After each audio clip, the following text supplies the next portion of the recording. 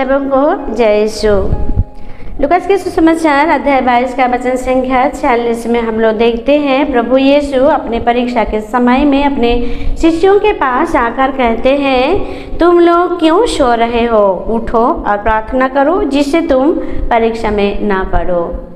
किसमें प्यारे भाई और बहन, इस दुनिया में हम लोग अभी सबको परीक्षा के समय में हैं। हर एक के जीवन में परीक्षाएं हैं। हम लोग जानते हैं विभिन्न प्रकार की परीक्षाओं का सामना हम लोगों को करना पड़ रहा है। इसलिए प्रभु हमें सिखाते हैं, तुम लोग क्यों सो रहे हो? उठो, जागते रहो, प्रार्थना करो जिससे परीक्षा में ना पड़ो। ये संसार, अभी हम लोग सबको संसार ही परीक्षा में पड़े हुए हैं। तो इस परीक्षाओं से मुक्ति पाने के लिए एकमात्र सरल उपाय है।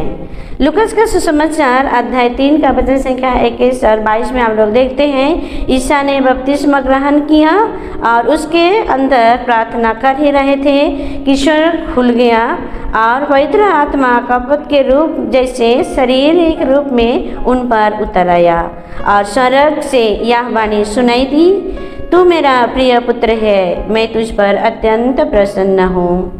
कृष्ण में प्यारे भाई और बहनों, हम लोग सबको ही बपतिस्मा लिया है। प्रभु यीशु के बपतिस्मा के दौरान स्वर्ग का द्वार खुल जाता है और स्वर्गीय आशीष उतर आता है, पवित्र आत्मा का अभिषेक उतर आता है और पिता का आवाज़ सुनाई पड़ती है, तू मेरा प्रिय पुत्र है, मैं तुम पर अत्यंत प्रसन्न हूँ। तो कृष्ण में प्यारे भाई और बहनों, हम लोग उसी प्रभु यीशु मसीह के नाम पर हम लोग भी बपतिस्मा लिया है। प्रभु यीशु मसीह का बपतिस्मा लेना जरूरी नहीं था, फिर भी ईश्वर होते हुए भी उन्होंने बपतिस्मा लिया।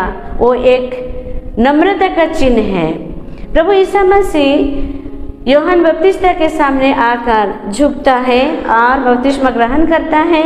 जब वो नम्रता के चिन्ह प्रदान करता है और बपतिस्मा लेता है तो उस समय स्वर्ग का आशीष उतर आता है, स्वर्गीय आशीष उस पर उतर आता है और पवित्र आत्मा में ईसा मसीह भर जाते हैं और पिता का पुकार सुनते हैं कि तू मेरा प्रिय पुत्र है, मैं तुझ पर अत्यंत प्रसन्न हूँ। यही है हम सबों का, ये बड़े बड़े परीक्षाओं के समय आशीष पाने का एक ही उपाय, एक ही मार्ग है, वो भी सरल और सहज उपाय है।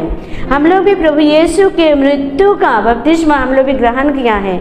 जब हम लोग बपतिस्मा ग्रहण किया है तो प्रभु यीशु के साथ ही हम लोग भी दफनाए गए और पुनर्जीवित हो गए हैं और उसी बपतिस्मा के द्वारा हमें मुक्ति प्राप्त होती है।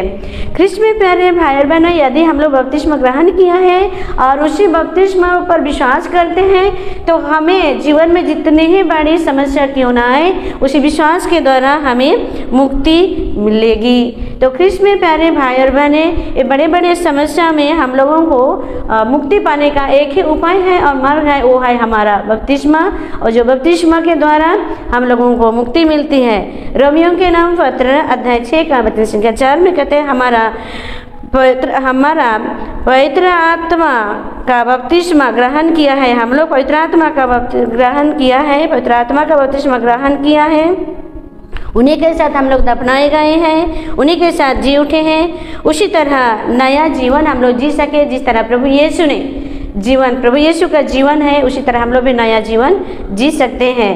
गलातियों के नाम अध्याय 3 का वचन संख्या 27 में कहते हैं, जितने लोगों ने मसीहा का बपतिस्मा ग्रहण किया वो सब के सब मसीहा को धारण किया है। तो कृष्ण में प्यारे भाई बहनों, हम सबके बपतिस्मा के द्वारा मसीहा को हम लोग धारण किया है। तो हमारे जीवन में कोई भी परीक्षा आए, हम लोग उसमें परीक्षा में ना गिरे और उस परीक्षा से हम लोग उसी बपतिस्मा पर विश्वास करके हम लोग जीवन में आगे बढ़ सकते हैं। प्रवक्ता की ग्रंथ अध्याय 3 का वचन संख्या 30 में प्रभु कहते हैं, तुम लोग जितने बड़े हो उतना ही नम्र बनो।